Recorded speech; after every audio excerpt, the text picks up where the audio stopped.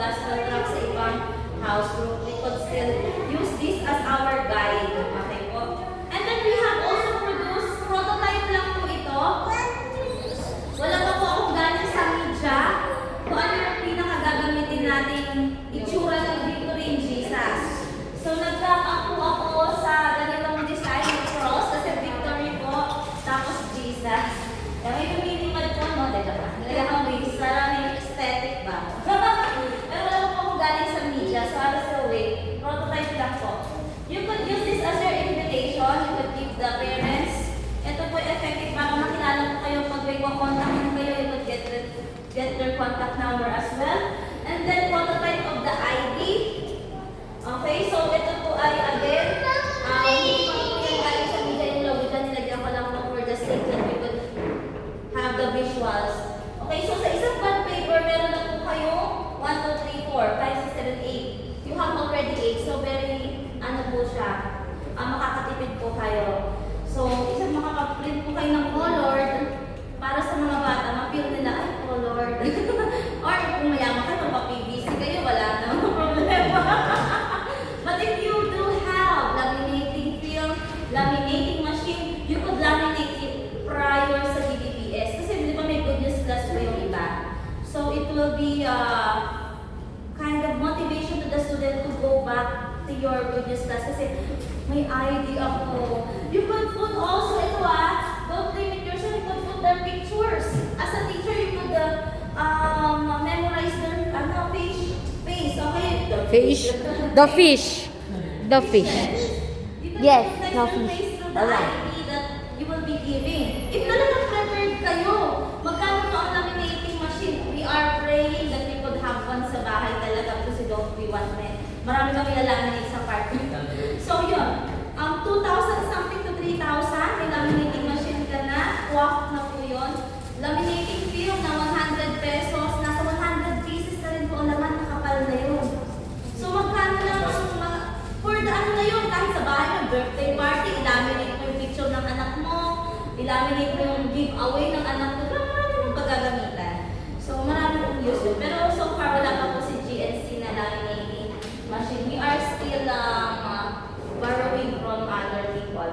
Okay, so we also have the theme song, the GNC's theme song, kaya kinanta po natin yan kanina. And also last, ayan po, ang pinaka malaking nilagay ko. You could follow the program flow. We have 2 hours maximum. May maximum na po yung 2 hours na ituturuan natin sila. Nilagyan ko na po dito ng 5 minutes, 5 minutes, 10 minutes, 20 minutes. Kayo po bahala. Pero kasi ang attention span ng bata, lalo na kung open area or hindi comfortable, it's not suitable for learning, mabilis lang siya. Pero you could, if you have a good place, wala naman nagmamadali sa inyo, you could have 2 hours. Okay? So, syempre, iba pa yung pagsundo, iba pa yung paghatid. So, hiwalay kayo. Dito ko yung sinama sa 120 minutes for 2 hours. So, this could be your guidelines. You could add kung ano pa yung pwede nyo i-add. Pero, nasa inyo po. Kung maganda masundan nyo to para hindi po kayo malito, lahat po magawa nyo, hindi nagmamadali. Minsan pag nagmamadali, hindi na nakapag-recite ang bata. Nag-memorize siya, right? Sayang yung effort, hindi siya nakapag-recite. Kasi nagmamadali, hala, oras na. Hala, gumagabi na. Hala, 3 hours na kami, hindi pa na. Diba? So, yun po. So, you could use this one, okay, for your good news class and DBBS. So, kayo po, kung gusto niyo pong, kaya po tayo nagbibigay nito para mas maging organized po tayo. Para pag sinabing, taga saan yan? Victory Baptist Church. Saan yung Baptist Church? Doon po sa may highway. Ay, ganun ba? Ang galing naman, may ano sila, ang dami nilang teachers doon, tapos may song sila, may course, nag-recite ang data, may pa-activity, may pa-games, ang dami ginagawa. Sige nga, kakasilip, baka through curiosity, because nakita nila na organized kayo sa area ninyo, or namin, they would be invited, and then later on, pag nakapunta na sila dito, na-share ng Word of God, sila talaga ay na-follow up, sila ay nakakilala talaga sa Panginoon. Okay? So they will eventually grow and bring their family as well. Through just our testimony in our community, through our way of teaching, I am telling you, some of the teachers really put into action kung nagka-character talaga sila, nag-dress up sila. If you could do that on the DBBS, mas maganda. Okay? Wow! Si teacher naging whale! Si teacher! Ayan, kasi naging whale siya. Ayan, di ba? Element of surprise. Maaalala ng bata. Nung may nag-costume sa amin, mukhang balena. Ay, nag-react. May nag-costume sa amin, mukhang bangka. Ayan, mukhang barko. Kaya, hindi barko ba? Wala pala. Okay. May nag-costume sa amin, mukhang gulay. Okay. Mukhang prutas. So, you could be creative. Sky's the limit to be creative po as a teacher. Kaya masabi ni Sir Joel kanina, eto po, yan, dadagdag ko, mahalaga to. Di ba sa comparison sa academics? Academics kasi yun eh. Math, English, and everything. Eto kasi, you teach God's Word. Mas mataas ba ang Math, English, Social Science, AP, kaysa sa salita ng Diyos? It will just bring knowledge or add knowledge to the kid, but it will never change their lives. It bring them wealth. Matalino, magaling. But at the end of their lives, sa impyerno sila. So, walang problema magaling ka sa school. Pero as a good news class teacher, you will touch the lives of your students. Hindi mo man nakikita agad ngayon yung bunga niyan. But you will, God sees. Okay, God sees kung sino talaga yung mag-grow, talaga tumanggap sa Panginoon, and you never know. Baka ikaw, na teacher, dahil ginawa mo yung very best mo, pinagpuyatan mo yung bawat visual, bawat memory verse, sinaulo mo din, sinama ko yun sa general session, ikaw mismo na-bless ka sa tinuro mo. Baka nagtanim ka, yung wala later on, sooner, preacher, missionary, pastor pala yan, teacher din pala sa susunod na generation. Loobin ng Panginoon na meron pang 100, ano ba ngayon, 2025, di ba? So hindi pa natin alam ang bukas.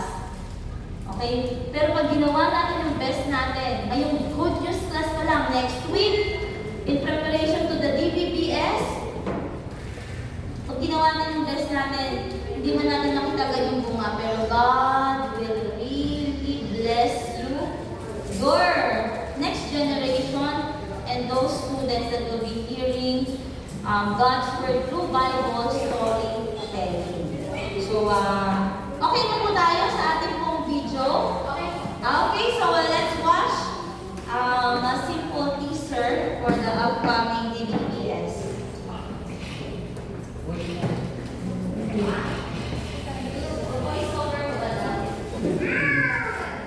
Tingnan namin kung mapapanood naman na sa Facebook. Uy! Kailan ko ina?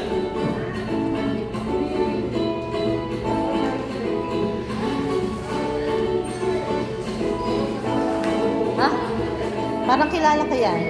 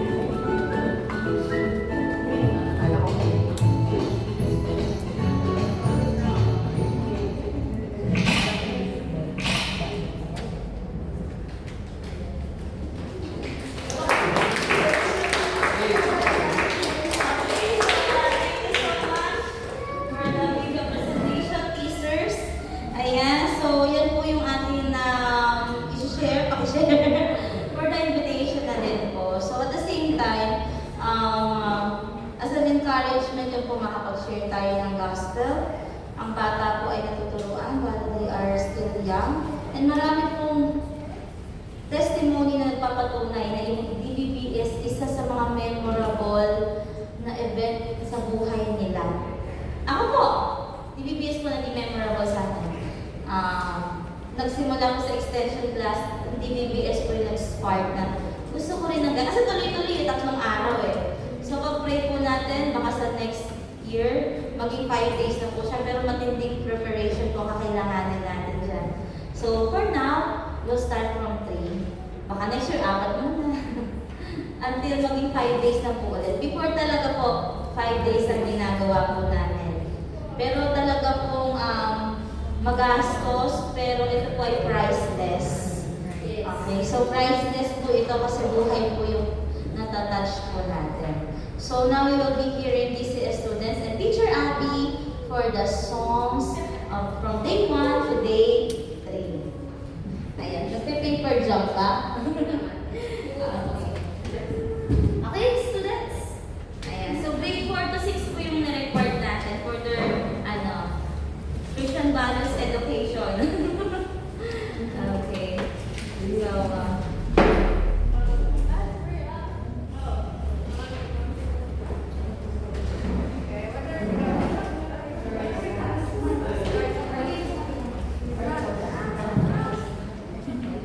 ayan, hello po, good morning! Ayan. So, gising na ba kayo? Ay, parang hindi pa nga. Parang hindi pa nagbe-breakfast. Ayan, so, tayo muna tayo. Tayo ay kakanta. Marami tayong exercise ngayon kasi lahat ng songs. Ayan, so ito naman po ay Excuse me po. ongoing po yung ating Ayan. shooting for the songs, for the DBBS. So, huwag po kayo magtaka pag hinila ko po kayo para mag-shooting. Ibig sabihin ko, artista na kayo. Yes! Okay, so ito po yung mga ito may bago pong artista. So, susunod, ito na po yung futures po natin. Actually, sabi nga naman sa Bible, train up a child, the way should go, and then he so they will not depart from it. So, itong mga batang ito, ganyan, hindi kami nag-start nun eh. Yeah, so, kung sila po ay ngayon, na-involved na, yan po yung gusto natin. Kasi sila na po yun. Nakita nila, ay, when I was younger, no, kasali na ako sa teacher's training. So,